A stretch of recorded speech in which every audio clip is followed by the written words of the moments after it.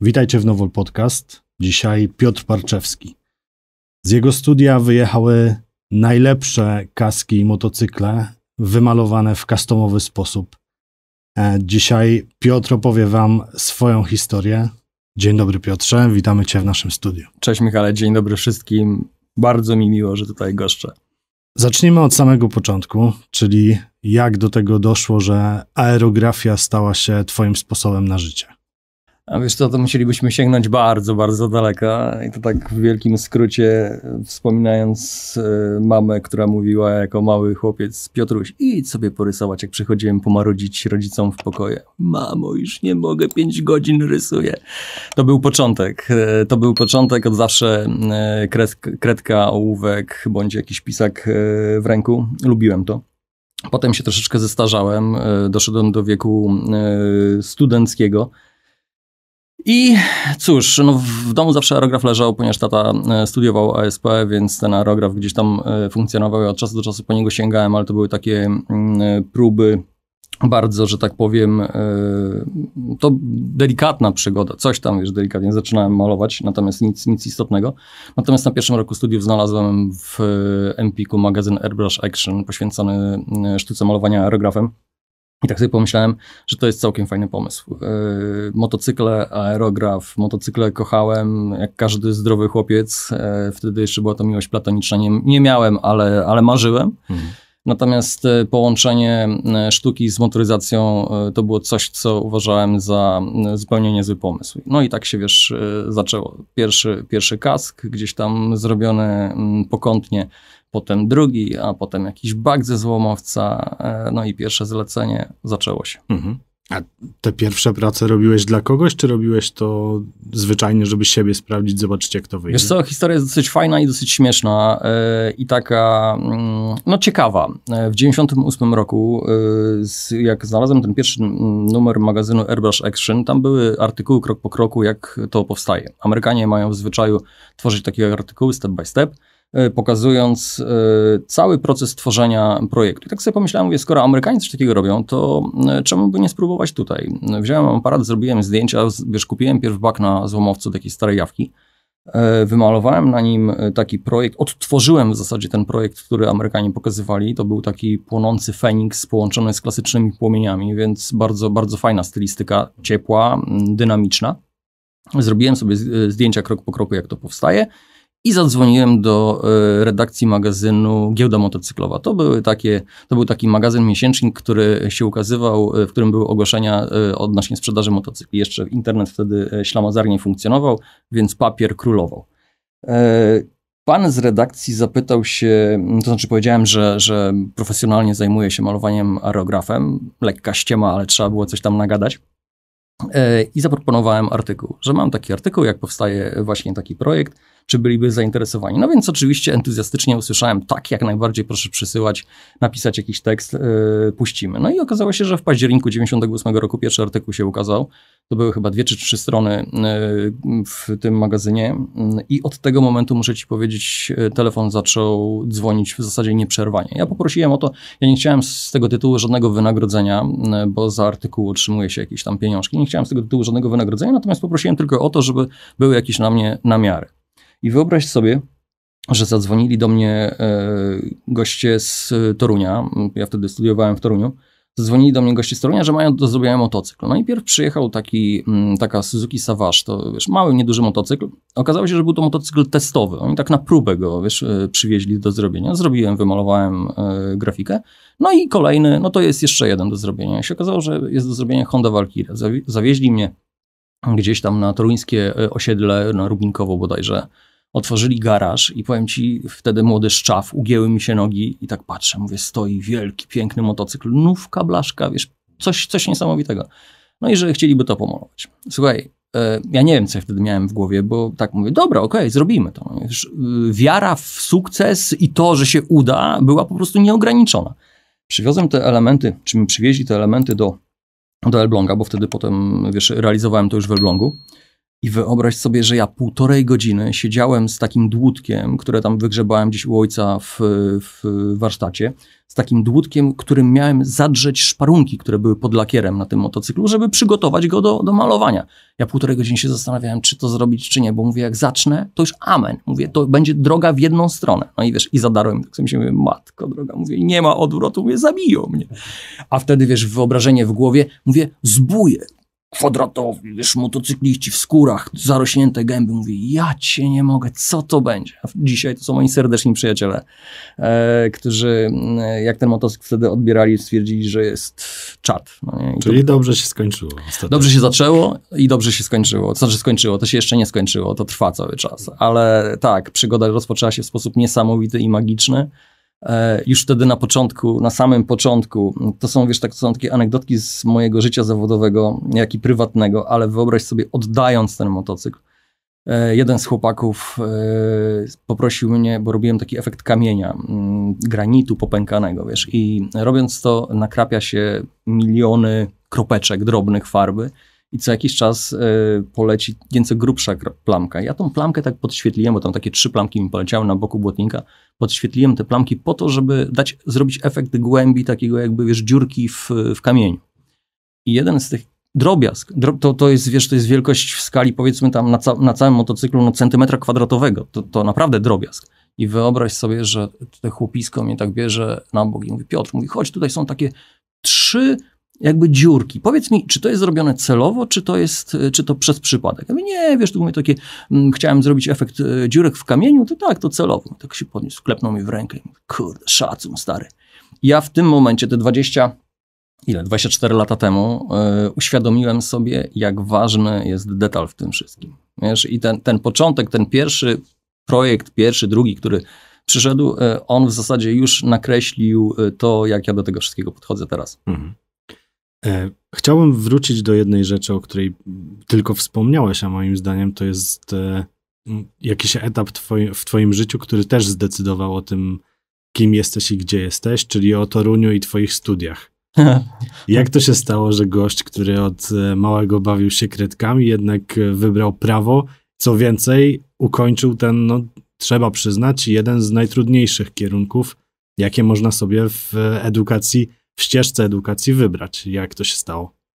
Jak to się stało? Wiesz co, to były takie lata, kiedy dosyć duże gro ludzi szło albo na prawo, albo na ekonomię, czy próbowało iść. Ja też miałem taki plan, gdzieś tam w głowie mi to świtało. Zastanawiałem się, wiesz, ja wtedy nie wiedziałem do końca, co ja w życiu będę robił. Natomiast po wysłuchaniu rad starszyzny plemiennej, moich rodziców kochanych, oni stwierdzili tak, że po prawie artystą zawsze możesz być, natomiast po ASP prawnikiem już nie. Ja tak sobie pomyślałem, mówię, no w sumie racja, no nie? I wiesz, poszedłem na to prawo. Faktycznie to prawo skończyłem, natomiast ja już od samego początku wiedziałem, że to nie jest moja bajka.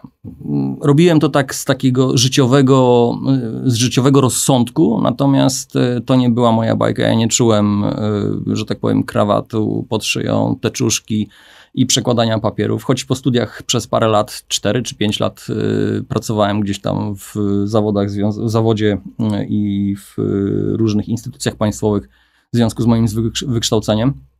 Natomiast i też się, wiesz, cieszę i Bogu dziękuję, że taki epizod się wydarzył w moim życiu, bo wiem z pewnością, do czego na pewno nie chciałbym wrócić. No to też jest ważne. To jest bardzo ważne, to utwierdziło mnie w przekonaniu, że na pewno to nie jest to, co bym chciał robić w życiu, a to, co rozwijam cały czas, no to jest zdecydowanie moja pasja wielka i miłość. Ja, jeżeli nie będę musiał, to nigdy od tego nie odejdę. Mhm. Jak znalazłeś się w Elblągu, bo z Elbląga nie jesteś z urodzenia? Jestem, wiesz co, to już historia rodzinna, jestem łomżyniakiem z urodzenia. Urodziłem się w Łomży, natomiast rodzice, moja cała rodzina jest z Łomży, natomiast moi rodzice za studiami, za pracą wyjechali gdzieś na północ i w wieku 3 czy 4 lat, moich 3-4 lat przyjechaliśmy do Elbląga, więc w zasadzie z urodzenia nie jestem, ale z wychowania owszem. Pojechałem do Torunia na studia, potem był jakiś epizod w Trójmieście, natomiast wróciłem do Elbląga, bo była jakaś meta i zaczęły się projekty, wiesz, i te projekty tak naprawdę przesądziły o tym, że ja już tam zostałem. I dziś z perspektywy czasu bardzo sobie to chwalę. Elbląg może nie jest metropolią, natomiast jest dosyć fajnym miejscem do funkcjonowania, do pracy, do życia. A to ze względu na to, że mam blisko nad morze, mam blisko nad jeziora, mam blisko w góry tak naprawdę. Wiesz, tutaj wszędzie jest blisko. No nie? Także Elbląg, no to nie jest jakiś tam celowy wybór, jest po prostu. Masz też oprócz swojego studia, które no właściwie w całej Polsce jest znane, nie tylko w Polsce, ale do tego zaraz wrócimy. Masz swój sklep lakierniczy. To był jakiś impuls, żeby te dwa tematy, które są blisko siebie, powiązać i jak to wygląda, jak te biznesy się łączą? Tak, to wszystko wychodzi jedno z drugiego, wiesz, ja w momencie, kiedy podejmowałem decyzję o tym, że otworzę pracownię i zacznę funkcjonować, zastanawiałem się nad tym, jak to zrobić, żeby to było sensowne i logiczne. I w Elblągu funkcjonował wtedy funkcjonowały bodajże 2 albo 1 sklep, który miał zaopatrzenie lakiernicze, ale to był sklep, w którym wiecznie czegoś nie było. Ja potrzebowałem, jakiegoś materiału dobrej klasy, bo od samego początku postawiłem na jakość i przyjeżdżałem do tego sklepu, nie ma. Więc prosiłem, żeby zamówili coś dla mnie. No okej, zamówimy, okazywało się dalej, że znowu nie ma. I w pewnym momencie tak sobie pomyślałem, że skoro tam nie ma, no to może warto by było otworzyć punkt, w którym wreszcie coś będzie. Nie dość, że ja będę z tego korzystał, to jeszcze moi klienci. I tak się stało. I otworzyłem pracownię razem ze sklepem z zaopatrzeniem lakierniczym. I to wszystko równolegle rozwijałem. I co jeszcze jest istotne, wiesz co, ten biznes cały, zarówno z projektami, jak i ze sklepem, miał taką sinusoidę. W okresie zimowym spadała sprzedaż w sklepie, no bo ona automatycznie spadała. Natomiast rosła ilość pracy przy projektach, ponieważ motocykliści nie jeździli, to był czas na malowanie motocykli. Natomiast w lato sklep zaczynał funkcjonować lepiej, a grafika i projekty nieco opadały w ilości.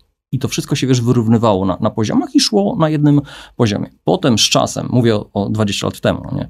Potem z czasem zaczęło być tak, że studio projektowe już przestało spadać w ilości. To już nie ma znaczenia, czy to jest zima, lato, jesień, czy wiosna. Cały czas tych projektów jest bardzo dużo.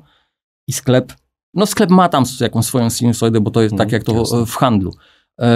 Ale on też jakoś funkcjonuje i w pewnym momencie się okazało, że jest tego wszystkiego tak strasznie dużo do ogarnięcia, ale ja lubię jak się dzieje. To mnie napędza do życia i do tworzenia, do działania, także to jest mój klimat. To jest też dobry moment, żebyś powiedział o tych 2 lokalizacjach, czyli gdzie ciebie można znaleźć. W Elblągu sklep jest na ulicy Grunwaldzkiej. To jest mieszalnia lakierów, która już funkcjonuje 20 parę lat, więc już jesteśmy punktem takim, powiedzmy, kojarzonym, więc zapraszam serdecznie, jeżeli ktokolwiek potrzebuje, to może odwiedzić nasz punkcik. Nieduży, ale w zasadzie wszystko dostanie, co potrzebuje.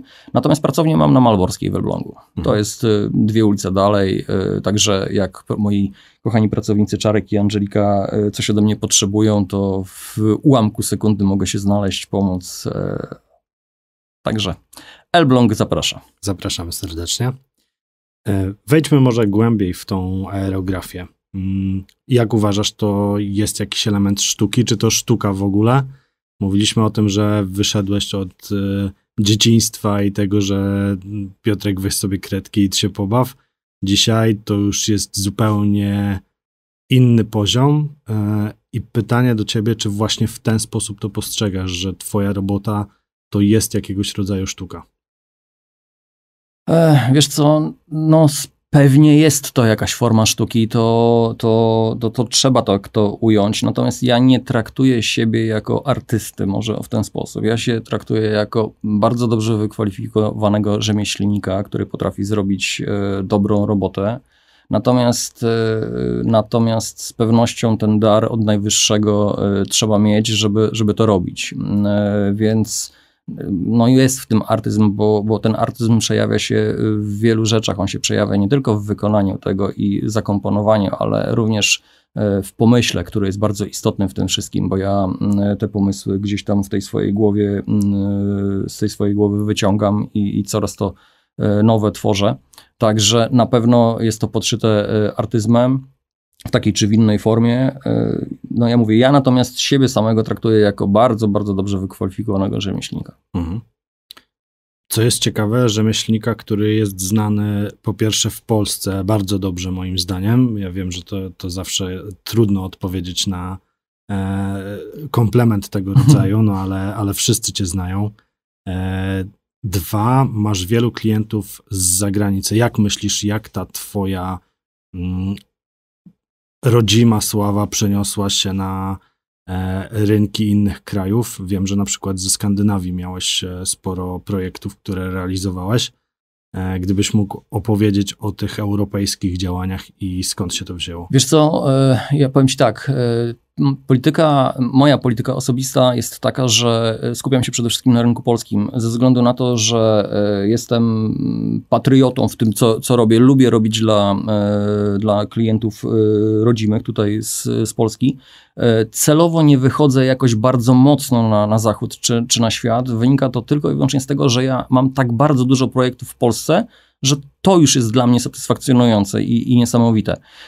Często ludzie pytają, no przecież gdybyś robił gdzieś tam, to zdecydowanie większe pieniądze, a to nie do końca o to chodzi. Wiesz, mi chodzi przede wszystkim o kontakt z ludźmi i o to, żeby te projekty gdzieś tutaj funkcjonowały. Natomiast siłą rozpędu, chciał czy nie chciał, to gdzieś poszło dalej.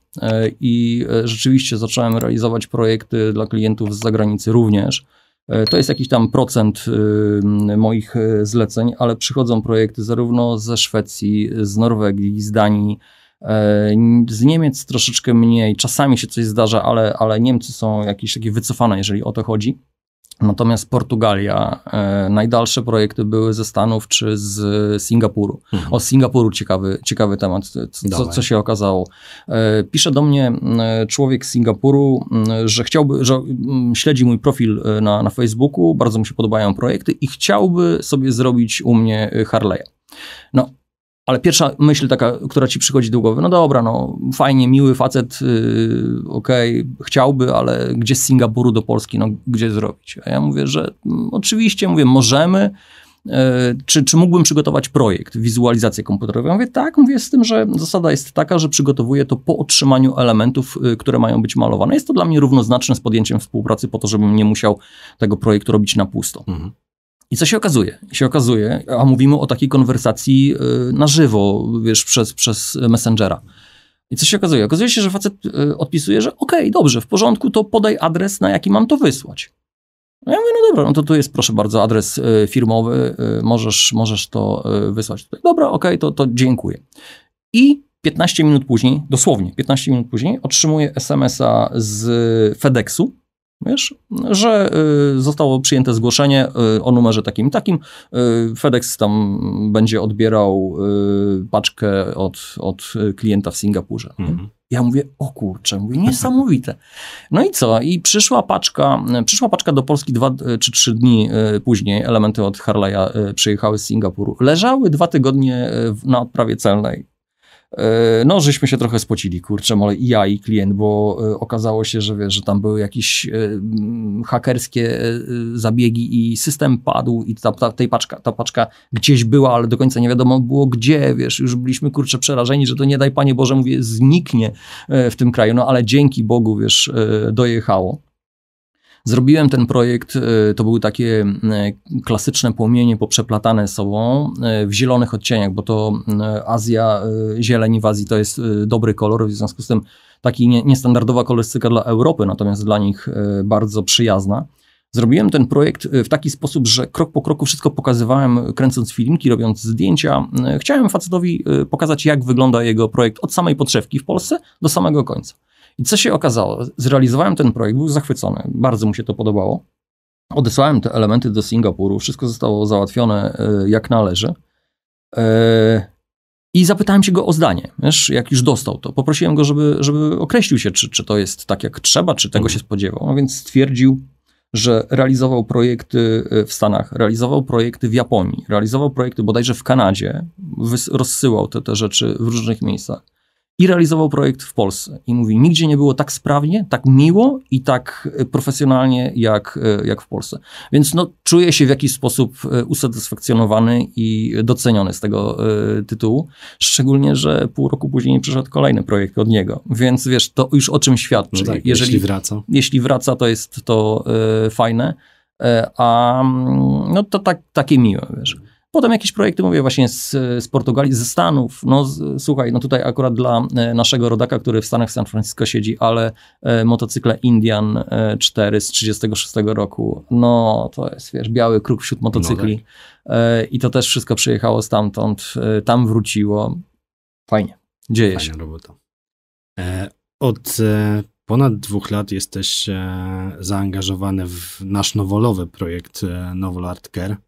Jak się czujesz jako ambasador Nowola, jako ambasador polskiej firmy? Dobrze wiemy, że miałeś propozycje marek zachodnich, większych, ale zdecydowałeś się ostatecznie na współpracę z nami. Gdybyś mógł powiedzieć, co było warunkiem podjęcia takiej decyzji? Wiesz co, ja od samego początku robiąc to zawsze myślałem o tym i patrzyłem na to, co się dzieje w Stanach. Widziałem, jak koncerny wielkie doceniają ludzi, którzy tworzą coś innego, niszowego, aczkolwiek na produktach, które wychodzą z ich oferty. I czekałem na to dosyć długo, no bo te 20 lat to jest dosyć długi okres czasu, mimo że w moim wydaniu on o tak pyknął. I pojawiła się propozycja od was i muszę ci powiedzieć, oczywiście bez słodzenia, ale to jest dokładnie to, o czym ja myślałem, to co ja miałem w głowie. Ja w ten sposób widziałem współpracę i jestem niezmiernie zadowolony, że to jest właśnie polska firma i że to tutaj na tym rodzimym gruncie działamy. Kiedyś taki nie byłem. Kiedyś byłem kosmopolitą, wydawało mi się, że mogę wszędzie funkcjonować i wszystko, to się zmieniło, zestarzałem się chyba i ta polskość i te rzeczy, które są z tym związane, jakoś bardziej mnie budują i cieszę się bardzo, że to się dzieje tutaj, że to się dzieje z polską firmą, że to się dzieje na polskich produktach, bo my mamy się czym chwalić i to jest naprawdę fajna sprawa. Super. To jeszcze o tej chwili, o tej polskości też powiedzmy.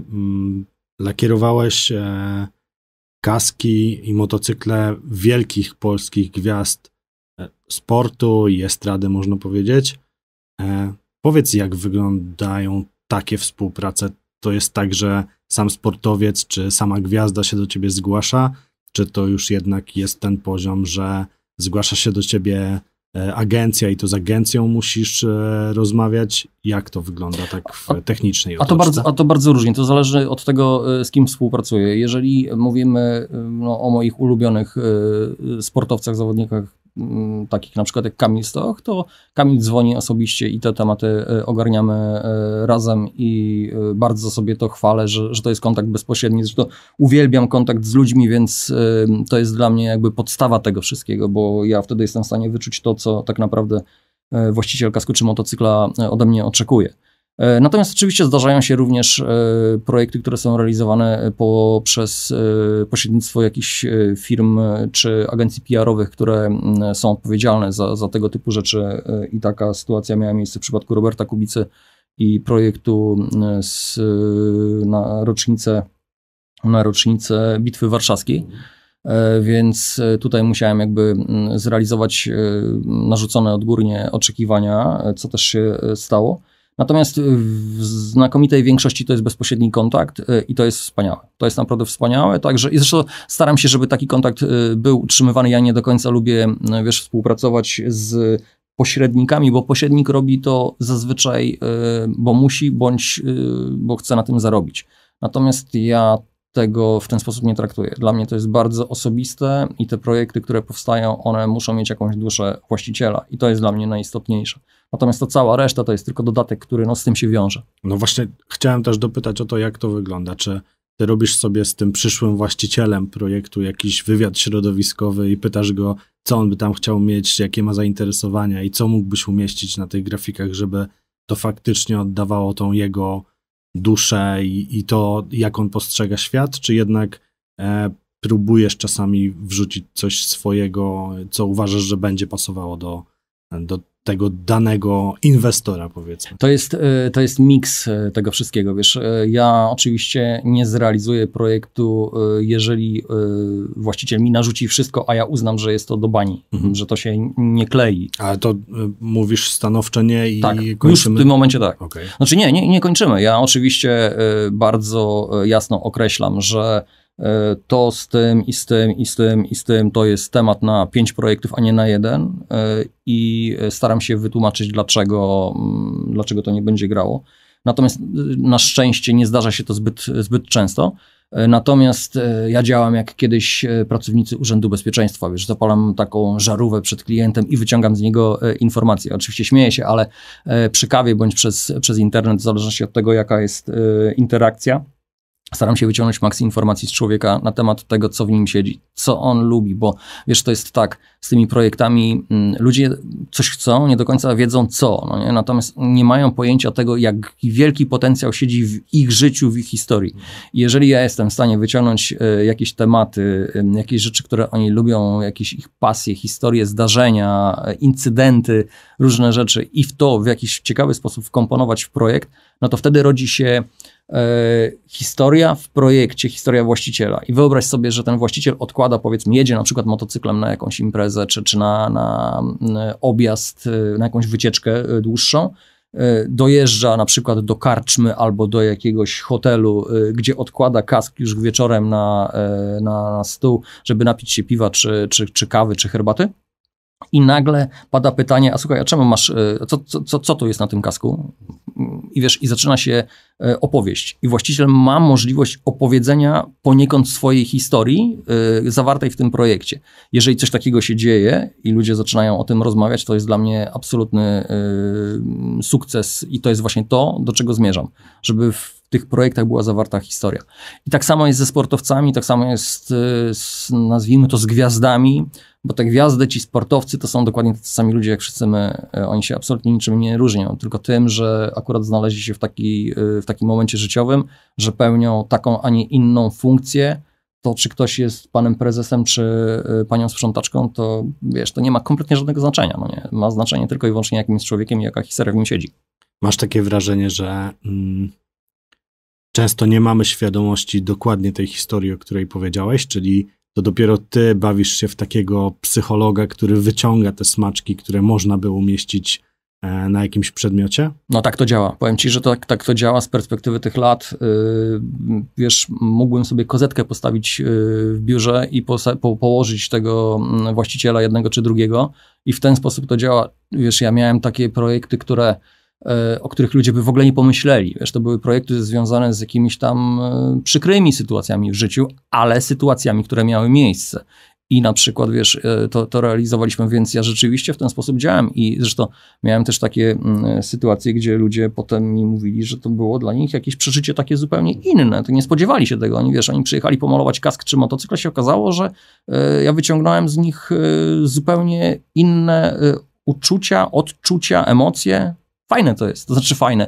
Ja to bardzo lubię, ja uwielbiam interakcje z ludźmi i te historie mnie budują. Gdzieś tam, wiesz, ładuję swoje baterie i kręci mnie to. Dla mnie projekt z historią to jest dużo bardziej wartościowy niż jakieś tam malowanie. No właśnie o tych emocjach też chyba powinniśmy powiedzieć. Byliśmy chwilę po rozpoczęciu wojny na Ukrainie we Wrocławiu na Custom Head. Malowałeś tam beczkę, którą wcześniej polakierowałeś w wojskowe khaki, można powiedzieć, wojskowy zielony kolor i na tej beczce był lizak serduszko, ten typowo polski lizak, uderzony kulą. Przestrzelony. I ten lizak się rozsypywał. No i powiem ci szczerze, że stałem dość długo za twoimi plecami i obserwowałem ludzi, którzy spoglądali na tą twoją pracę. No i doszło do mnie, że to, co robicie wy jako artyści, no bardzo często mocno oddziaływuje na tych potencjalnych odbiorców. Nawet bez tej historii, o której powiedzieliśmy sobie przed chwilą, tym obrazem jesteście w stanie przenieść na człowieka naprawdę dużo i chyba na długo zostanie mi w pamięci młoda dziewczyna, która stanęła właśnie przed tą beczką i zaczęły jej lecieć łzy z oczu. No to wiesz, to jak na to patrzysz, to jest tak naprawdę niesamowite przeżycie i jej, i twoje, który wie, co tam się na tej pracy twojej wydarzyło. I to jest jedno moje wspomnienie z Custom Headu i jeśli będziesz chciał, to się do tego odniesiesz. Drugie jest takie, że chciałem cię zapytać o skupienie, którego potrzebujesz w tej swojej pracy i czy ono jest faktycznie konieczne, bo zauważyłem, że na przykład Lepian, który malował Zeleńskiego, on się mega wtapiał w to, co robił i był taki zamknięty. Jak już zaczął, to ciężko było mu się oderwać od tego. A do ciebie podchodzili ludzie, zamieniałeś 2 zdania z kimś, siknąłeś coś aerografem. Za chwilę podchodzi kolejna osoba, wymieniacie piątki i wracasz do swojej roboty. Czy to była taka praca, która nie wymagała od ciebie dużego skupienia, bo wiedziałeś od początku, co chcesz zrobić? Czy jednak to jest tak, że masz już takie doświadczenie, że po prostu robisz to z ręki i nie masz z tym problemu? 2 kwestie, zagadałem cię, ale mam nadzieję, że się odniesiesz do tego. Wiesz co, jeżeli chodzi o pierwszy temat i obraz i historię, którą przedstawiłem na projekcie, to jest dalej historia. Ty mówisz, że to jest jakby nie opisuje tej historii, ale ja ją opisuję obrazem. No w taki czy w inny sposób. Ja się bardzo długo zastanawiałem, no tam jakiś moment się zastanawiałem nad tym, co mam namalować na tej beczce, bo wyjściowo założenie było takie, że będziemy robili klimaty amerykańskie, muscle carów, wesołe i fajne. Zdarzyło się, jak się zdarzyło. Rozpoczęła się ta naparzana na Ukrainie. No i dopasowaliśmy się do tej sytuacji. No nie? Oczywiście szczerze, zdecydowanie wolałbym malować amerykańskie muscle cary i płomyki niż taki przekaz, bo to jest straszne, co się dzieje. No ale się dzieje, bo to też jest historia.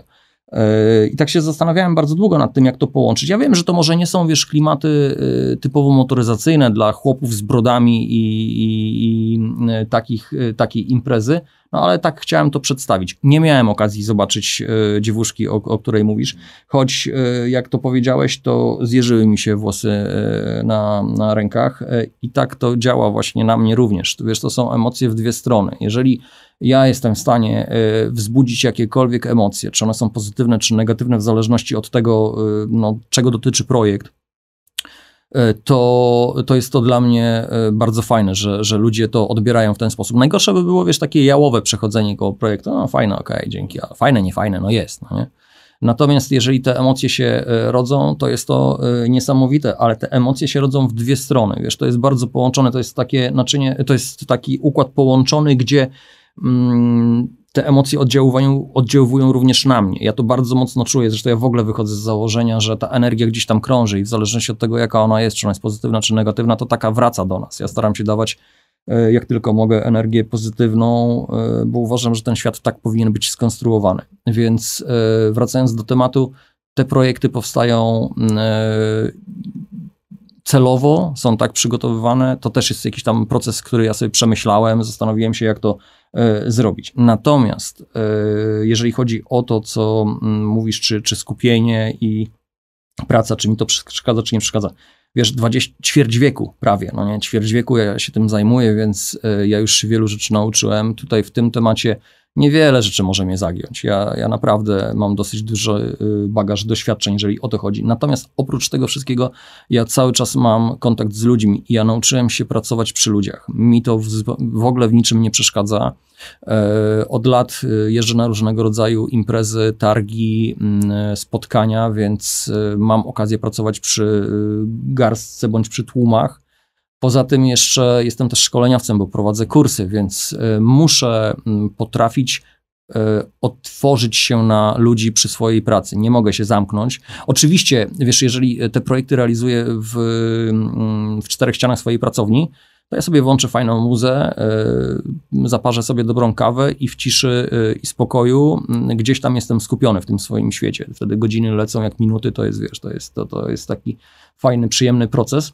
Natomiast kiedy jestem na imprezach i na spotkaniach tego typu jak Custom Head, czy jakichkolwiek imprezach targowych, wiem, że ja tam jestem też dla ludzi, nie tylko dla siebie. I zresztą ja to, wiesz, uwielbiam, jak ktoś do mnie przyjdzie i pogada o tym, o tamtym, że się zajmuje tym, że widział, że mu się podoba, a że chciałby coś zrobić. No to jest coś genialnego, no przecież po to jest. No, musi być ta interakcja, to jest podstawa wszystkiego. Mhm. Wspomniałeś o szkoleniach i to jest kolejny temat, o który też chciałem zapytać. Co można wynieść z takiego szkolenia, gdzie gość z 25-letnim doświadczeniem opowiada ci przez 2 dni, co można zrobić na swoim baku, czy na swoim błotniku, czy na swoim kasku? I czy ty faktycznie uważasz, że po takim szkoleniu nie tworzysz sobie jakiegoś rodzaju konkurencji? Rozumiem, że nie, ale wiele osób w Polsce, wielu rzemieślników też ma obawy właśnie w tego typu, nie będę przekazywał wiedzy dalej, żeby ktoś mi za chwilę nie zabrał chleba. Ty działasz zupełnie inaczej i otwarcie mówisz o tym, przyjedźcie, zobaczcie, spróbujcie, pokażę wam, co z tym można zrobić. Parę lat temu poczułem taką potrzebę podzielenia się tym, czego się nauczyłem. Oczywiście, to też jest forma biznesu. Nie ukrywajmy, zarabiam na tym jakieś pieniądze. Natomiast tak naprawdę ja poczułem potrzebę podzielenia się tego, puszczenia tego dalej. Nie wiem, jak to określić. No, zwał jak chciał. Ja to tak odebrałem. Zaczęli do mnie przyjeżdżać ludzie. I co ja im pokazuję? Ja im nie pokazuję, jak sobie pomalować bak czy coś. Ja ich owszem uczę warsztatu, jak to się robi.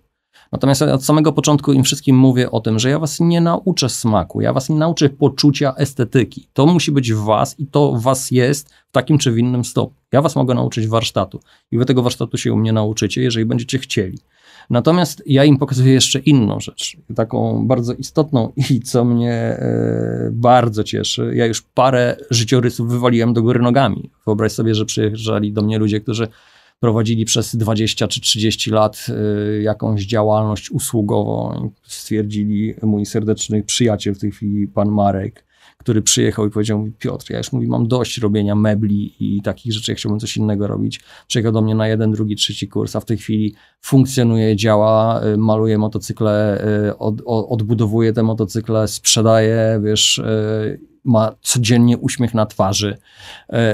Wypierdzieliłem to życie do góry nogami. Jakby tego nie ująć? No nie. Przyjechali kolejni. Przyjechał Andrzej, mój serdeczny kolega, który był księgową. Ja to tak na niego mówię: co ty, mówię, Andrzejku, robisz w firmie? No, jestem w korporacji, przekładam faktury. Facet wydzierany, artysta z urodzenia, wiesz, tworzy niesamowite rzeczy. Ja mówię: stary, mówię, to chyba nie jest twoja droga życiowa. I wyobraź sobie, że on po kursie do mnie dzwoni i mówi: Piotrek, wiesz co, położyłem papiery na stół. I tak nie doszło do mnie wtedy jeszcze. Ja mówię: jakie papiery na stół? On mówi: zwolniłem się.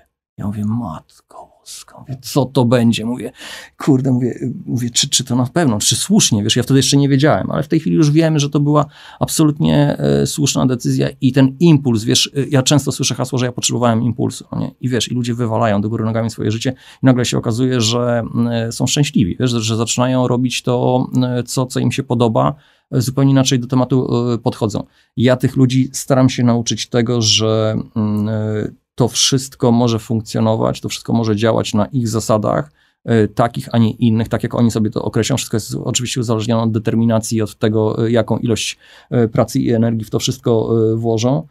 Całe życie wychodzę z założenia, że nie ma rzeczy niemożliwych, więc to ja tego ich uczę tak naprawdę, tego nastawienia do tego wszystkiego, plus warsztatu.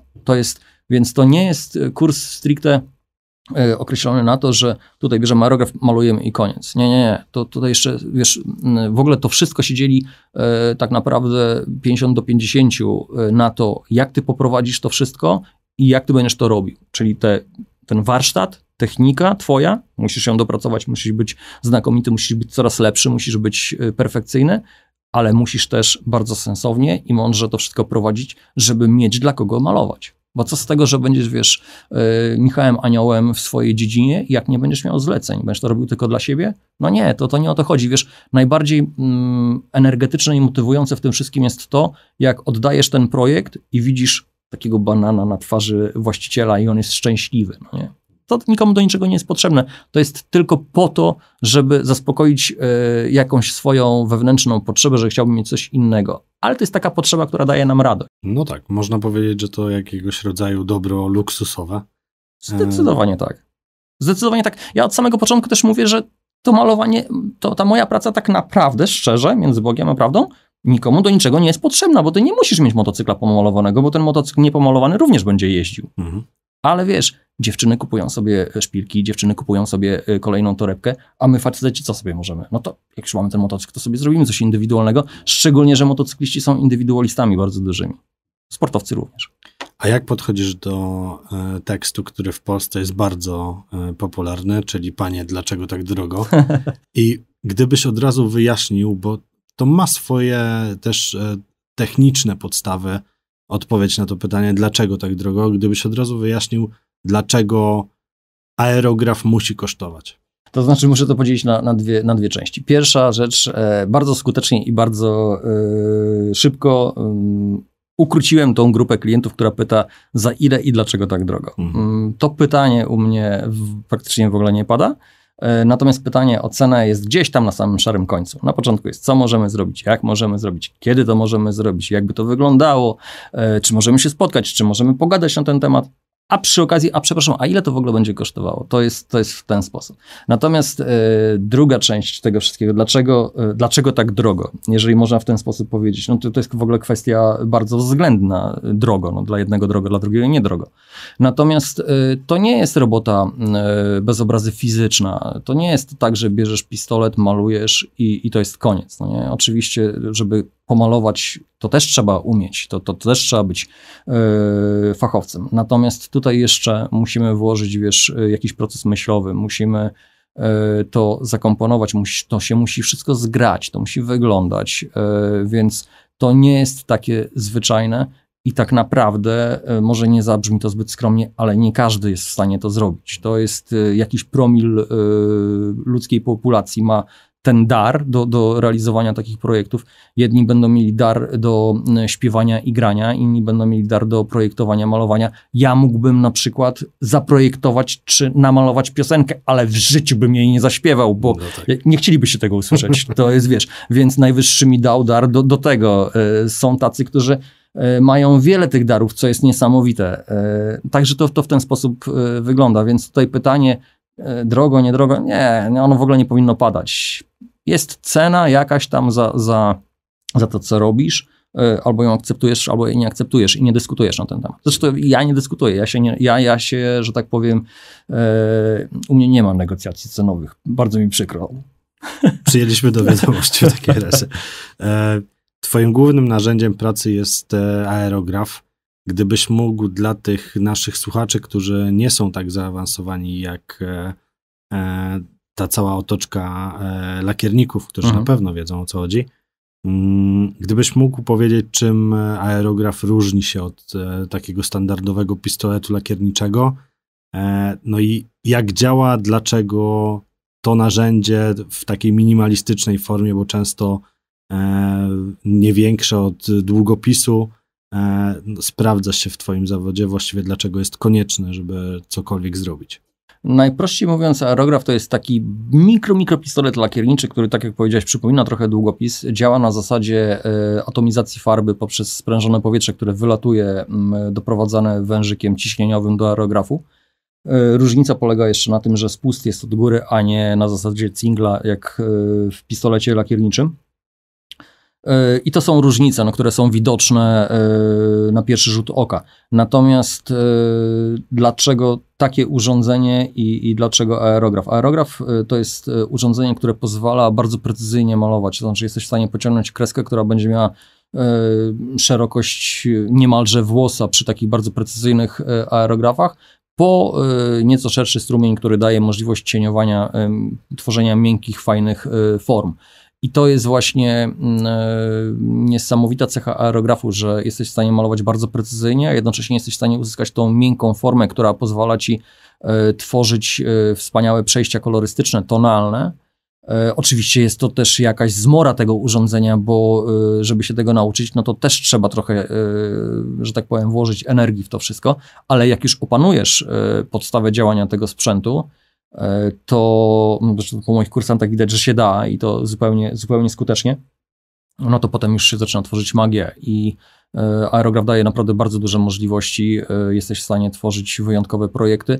Mnie to urzekło od samego początku i jestem cały czas w takim samym euforycznym stanie, jak byłem 20 tamte parę lat temu, jak pierwszy raz zaczynałem. Każdy projekt, każda realizacja cały czas powoduje, że tam te endorfiny gdzieś tam, wiesz, się produkują, no i daje to dużą radochę. Masz jakieś ulubione urządzenie, czyli aerograf, od którego powinien zacząć taki początkujący... Gdybym chciał się zająć aerografią, to jakie urządzenie byś mi polecił dzisiaj? Jeżeli to nie jest jakaś tam kryptoreklama, no to muszę ci powiedzieć, że Honest Iwata, japoński sprzęt, tutaj absolutnie wiedzie prym i gdyby był jakikolwiek inny sprzęt, lepszy jakościowo, na którym mógłbym pracować przy 8-10 godzinach pracy dziennie, to bez wątpienia bym go wybrał, natomiast nie wybrałem, bo japoński sprzęt jest najlepszy, więc jeżeli jakikolwiek sprzęt miałbym wybierać, to dokładnie z marki Honest Iwata. W tych produktach jest tych aerografów cała masa, które mają różną charakterystykę w zależności od tego, co chcemy robić i ciężko jest tu powiedzieć, który konkretnie model, to znaczy no można by było spróbować dopasować model uniwersalny, ale to się mija z celem. Bierzemy na początku aerograf, który daje nam możliwość prowadzenia bardzo precyzyjnej kreski, jak i tego szerszego strumienia, a potem ten nasz warsztat uzupełniamy. Ja w tym momencie, realizując projekty, mam na stole 7 aerografów. I te aerografy są cały czas czynne. To nie jest tak, że one sobie leżą, tylko każdy z nich ma jakąś tam inne spektrum działania, inne możliwości, inną średnicę dyszy, a dysze są od 0,18 do 0 tam powiedzmy 5 mm, więc no możesz sobie dobrać sprzęt jak chcesz. Także wiesz, ja mam taki pęk, jak wygląda jak pęk kwiatów na tych stojakach, wiesz, ponakładanych tych aerografów i tylko wybieram sobie, który akurat w tym momencie mi posłuży. Więc absolutnie, no i co jest bardzo ważne, dwie rzeczy są kluczowe, farba, jakość, czystość i przede wszystkim aerograf, który musi perfekcyjnie dać się prowadzić, bo wyobraź sobie sprzęt, który działa tak sobie, to zaczynasz malować, no ja to nazywam alfabetem Morsa, wiesz, to każdego, nawet najlepszego fachowca w bardzo krótkim czasie doprowadzi do szału a już nie wspominając o człowieku, który zaczyna, no to wiesz, najgorszą sytuacją jest, jak cię sprzęt zniechęci do dalszych prób. Także zaczynamy od dobrego sprzętu i na tym sprzęcie pracujemy cały czas. Okej. A jeśli chodzi o przygotowanie powierzchni i zamknięcie później tej twojej roboty tą ostatnią warstwą, czyli lakierem bezbarwnym, to tym też się zajmujesz, czy raczej zostawiasz to już specjalnie? Kompleksowo robię projekty od początku do samego końca, od przygotowania elementu do jego wykończenia z polerowaniem włącznie. Ja sobie upodobałem, to znaczy tak, ponieważ realizując projekty muszę je realizować w etapach i ja mam pewne etapy, muszę zamykać lakierem bezbarwnym, przygotowywać ten lakier ponownie do dalszych aplikacji elementów graficznych. Ja sobie to podzieliłem w ten sposób, że pierwsze warstwy zawsze zamykam dartem nowoloskim 8500, bo on błyskawicznie schnie i to jest dla mnie genialne rozwiązanie. Wiesz, ja nie zdążę wypić tak naprawdę kawy i już jestem gotowy do tego, żeby zabrać się za kolejne etapy tej pracy, więc te międzywarstwy, tak to nazwijmy, zamykam 8500, natomiast jak już mam przygotowane to wszystko i wiem, że to już jest gotowe do finalnego lakierowania, to używam Classic Cara CSR-a, który jak dla mnie sprawdza się fenomenalnie, bo połysk tego lakieru, rozlewność, stabilność, no robi taką robotę, to jest w tym momencie absolutnie mój ulubiony lakier, jeżeli chodzi o pracę. A samo przygotowanie, nie wiem, jeżeli ktoś dostarczy ci element, który jest delikatnie uszkodzony, to też bawisz się w jakieś takie refiniszowe Wszystko wyprowadza, to znaczy inaczej, wiesz, wszystko jest wyprowadzane pod projekt, więc jeżeli ja zawsze proszę o to, żeby dostarczone zostały elementy takie, jakie one są w danej sytuacji, nie chcę, żeby ktoś inny to przygotowywał, z prostego powodu, no nie jestem w stanie zagwarantować wtedy, że będzie wszystko jak należy, bo ja nie wiem, co byłoby na przykład pod podkładem. Wyobraź sobie, że ktoś, nie wiem, nie wypiaskuje starego elementu, tylko poleci tak na szybkiego, no tak. No fajnie wygląda na zewnątrz, a za 2 miesiące zaczyna element puchnąć. I co wtedy? Powiem, że co? Że to jest moja wina? Czy że to jest wina tego, kto to przygotowywał? Nie chciałbym takiej sytuacji. W związku z tym wolę otrzymać element w stanie w takim, jakim jest i go przygotować od podstaw, bo gdyby cokolwiek się zdarzyło, jakakolwiek sytuacja awaryjna, to biorę absolutnie wszystko na siebie. Natomiast nie pamiętam już takiego momentu, żeby się zdarzyła taka sytuacja, czyli robimy to przyzwoicie. Z jakiego projektu jesteś najbardziej dumny? Tak jak sobie pomyślisz, co zrobiłem w życiu, to jest ten jeden projekt, czy nie ma takiego? Nie ma takiego projektu. Zastanawiam, to pytanie też bardzo często pada przy różnego rodzaju wywiadach czy artykułach. Nie mam takiego projektu, który jest tym jedynym. Zresztą powiem ci szczerze, kiedyś tak sobie nad tym myślałem i doszedłem do wniosku, że jeżeli dojdzie do tego momentu, w którym zrealizuję ten projekt, który będzie dla mnie taki 100%, to już jest chyba ten moment, kiedy trzeba zakończyć swoją karierę w tym temacie, a ja się nie spieszę jeszcze do tego. Zostańmy jeszcze przy motoryzacji i ostatnich wydarzeniach. Wiem, że straciłeś swoje oczko w głowie, jedno z kilku pewnie, ale udało ci się rozbić swojego Amerykańca. Co się stało, Piotr? Ale wiesz, to nie tak, to musimy to, że tak powiem, naprostować, bo Elbląg już ogłosił mnie przestępcą drogowym, natomiast no, zdarzyło się zdarzenie losowe, drogowe. Powiem ci tak, ja od 12 czy od 13 lat jeżdżę tylną napędowcami. Wcześniej był to Mustang, teraz jeździłem Challengerem 5,7 litra w manualnej skrzyni V8 z napędem na tył. No i niefortunnie zdarzyło się tak, że włączając się do ruchu na 7 naszej trasie Gdańsk-Warszawa, było mokro, było zimno w tym dniu, a ja ale miałem głowę, że tak powiem, w chmurach, bo jechałem załatwić tematy związane z budową domu. I wiesz, włączyłem się do ruchu i dodałem na 3 gazu, zmieniając pas, no nie? Nic nadzwyczajnego, no to tam wiesz, bez jakiegoś tam specjalnego szaleństwa, w ogóle nie było w tym żadnego szaleństwa. No i niestety ta śliska nawierzchnia i moc 370 koni na tył spowodowała to, że samochód poszedł bokiem, udało mi się skontrować w jedną, w drugą stronę. Modliłem się tylko o to, żeby nie trafić w samochód, który był przede mną, udało się ominąć go, no ale niestety jak się udało go ominąć, no to się nie udało już ominąć bandy. No i ta banda mnie bardzo serdecznie przytuliła do siebie, wykręciłem kilka piruetów na trasie, zaparkowałem równolegle do pasa awaryjnego z boku. Tak, potwierdzam, widziałem zdjęcia, świetnie zaparkowałeś. Słuchaj, gdybym zdawał egzamin na prawo jazdy, to instruktor mógłby podejść, włożyć nogę, bo oni tam wkładają nogę, żeby te 30 centymetrów było od linii. Było idealnie. Ja nawet nie zablokowałem ruchu na ekspresowej trasie. Jedynie pan ze służby celnej, który akurat stał na stacji benzynowej, bo zaparkowałem przy stacji benzynowej. Na stacji benzynowej podbiegł, wcześniej zapytał się o to, czy wzywać karetkę, więc nie było takiej potrzeby. Podbiegł, posprzątał nogą resztki przodu mojego Challengera, po czym ruch został wznowiony i wszystko pojechało. I, że tak powiem, temat się w ten sposób zakończył. No cóż, mi się nic nie stało, emocjonalnie jakoś tam specjalnie tego nie przeżyłem, no po prostu cieszyłem się Bogu, dziękowałem, że nikomu się nic nie stało, że nie jechałem z dziećmi czy z żoną, że koło, które się urwało, nie trafiło nikogo, bo mogłoby to się skończyć tragicznie, co byłoby dla mnie absolutnie traumatycznym przeżyciem, więc skończyło się tylko i wyłącznie na tym, że się pogięło trochę blachy, no parę złotych gdzieś tam z tego portfela ucieknie, ale to są rzeczy nabyte, no wiesz, one przychodzą i odchodzą. Gdyby to się wiązało ze zdrowiem, to moglibyśmy o czymś gadać w tej chwili. To traktuję tylko i wyłącznie humorystycznie. Dementuję wszystkim tym, którzy rozpisali się na Spotted Elbląg, że to przestępca drogowy i tak dalej. Nie jechałem zbyt szybko, nie szalałem, nic się nie działo takiego nadzwyczajnego. Zdarzenie losowe, no po prostu takie wzorcowe, jak na filmikach z tych wypadków. Lewa, prawa, bum i po temacie. No nie? Dementi poszło w takim razie. Ja ci szczerze powiem i muszę przyznać, że byłem bardzo zaskoczony, jak poinformowałeś nas tutaj, bo mamy taką hardkorową grupę, że doszło do wypadku i z uśmiechem poinformowałeś, że spoko, nic mi nie jest, tylko auto rozbite. No bo tak naprawdę, Michał, no co jest w tym wszystkim istotne? No istotne jest to, czy nie daj Boże się komuś coś nie stało. No nie? Cała reszta, no to jest blacha, no ile tych wypadków na tych drogach się zdarza? Cała masa. Jasne, że tak, ale i tak szacun za podejście.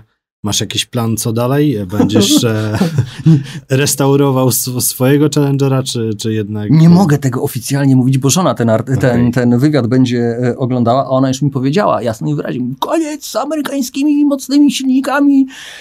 Oczywiście mam nadzieję, że trochę jej to zejdzie i tego nie. Natomiast tak zupełnie na serio, W tej chwili skupiam się troszeczkę bardziej na budowie domu, więc tutaj wszyscy ci, którzy przechodzili ten proces, wiedzą, że... Szczególnie w obecnym czasie. Tak, wiedzą o tym, że wydatki są dosyć istotne z tym związane. Natomiast z racji tego, że koło tego domu mam taką starą stodołę i tak sobie pomyślałem, że w sumie tak, mocnymi furami amerykańskimi już się najeździłem. Mógłbym sobie w tej stodole za jakiś czas zrobić takiego na przykład pick-upa albo jakiegoś starego muscle cara, ale takiego wiesz, rzeczywiście wiekowego w takich retro klimatach, żeby pasował do tej stodoły. Wiesz, ta stodoła jest taka lekko pochlona i on mógłby być też taki nadgryziony zębem czasu, a te klimaty retro bardzo są mi bliskie, więc może w tą stronę. Świetny plan. Żona musi się na to zgodzić, skoro... Już to przyklepnęła, to stwierdziła, że no, na stare lata moglibyśmy tak pick-upem sobie takim właśnie tam jeździć po okolicach, a okolice są bardzo, bardzo fajne. Więc już jakiś punkt zaczepienia jest. A co to tutaj się z tym zadzieje, to zobaczymy. Czy go odbuduję, czy go sprzedam. No to już kwestia tego, wiesz, jak tam pójdzie. Jasne. Na koniec, Piotr, gdybyś miał kogoś przekonać do tego, dlaczego warto mieć customowe wylakierowanie, i druga część pytania, jakie są u ciebie terminy? Wiesz co, przekonywać? Nie, to musi siedzieć w człowieku. Dlaczego to robimy? Dlaczego to malujemy? Dlatego, że jesteśmy indywidualistami, wiesz, to przede wszystkim motocykliści to czują. Wyobraź sobie taką sytuację, ja mówię to z autopsji. Kupiłem sobie jakiegoś tam Harley'a parę lat temu i nie miałem czasu go przemalować, bo był czarny, a ja miałem dużo zleceń, więc mówię, dobra, to sobie pojeżdżę. Ja się czułem, jakbym jeździł na motocyklu z wypożyczalni. Tak głupie wrażenie, wiesz, nie swoje. I na jakiejś tam imprezie motocyklowej, na którą zahaczyłem wracając z Bieszczad, postawiłem motocykl między tam setką innych motocykli i chodziłem się, zastanawiałem, który to jest mój, bo one wszystkie były czarne. Więc ta potrzeba takiego wyróżnienia się bądź zrobienia czegoś dla siebie, to jest może jakiś argument za tym, chociaż tutaj nikogo nie chcę przekonywać. Ja chcę, żeby do mnie przychodzili ci przekonani sami z siebie. Terminy, no właśnie, terminy. No trzeba się liczyć z tym, że 6 miesięcy w przód to jest taki standard, no nie? Pół roku oczekiwania na wolny termin, o tak. Sama realizacja nie jest jakaś tam specjalnie długa, bo realizacja kasko to jest 10-14 dni roboczych, motocykl około 2-3 tygodni, natomiast ten czas oczekiwania, no niestety nie jestem w stanie tego przyspieszyć, a z drugiej strony chyba nie chcę, bo ja nie chcę być manufakturą, która będzie trzepała tych projektów całą masę. Ja chcę do tego wszystkiego podchodzić z sercem i jeżeli czasami właściciele motocykli, którzy u mnie robią, czy kasków, jakieś rzeczy, mają jakiegoś tam dąsa, że muszą czekać, to tak szczerze mówię, bo ja z sercem do tego i muszę dojrzeć do tego momentu, kiedy już się zabieram za ten projekt, a już jak się zabieram, to wtedy idzie jak z marszu. Piotrze, z całego serca życzę ci, żeby ta kolejka półroczna nigdy nie malała i żebyś tych projektów do realizacji w swoim portfolio miał zawsze jak najwięcej i właściwie wiem, że tak będzie. Można by rozmawiać z tobą godzinami, ale niestety nasz czas antenowy dobiega końca. Bardzo ci dziękuję za to, że zgodziłeś się na udział w tym podcaście.